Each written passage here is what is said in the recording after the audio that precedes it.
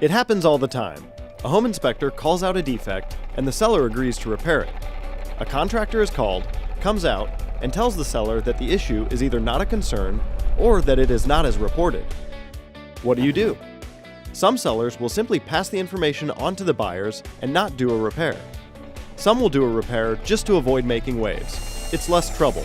However, they feel that they have spent money unnecessarily, and that's not good for anybody. The contractor may be right.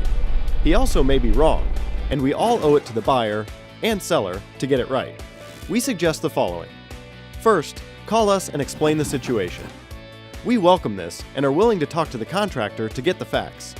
In many cases, it is simply a clarification issue. We are always happy to provide reasons for our conclusions. We also want you and your clients to have the correct information, and we will revisit an issue anytime there is a question. Second, make sure the contractor has a copy of the report. Too many contractors call us with just the response, which may not explain the defect. Many defects have multiple ways they can be remedied. Third, make sure the contractor is qualified. We really don't like having to tell a contractor how to repair something, and yet it happens often. They simply do not understand the problem or the fix. Did you know there are 3 ways to repair an ungrounded 3-prong receptacle? Circumstances dictate which is most cost-effective. Electricians know. Most handymen don't. It should not matter who paid for the inspection.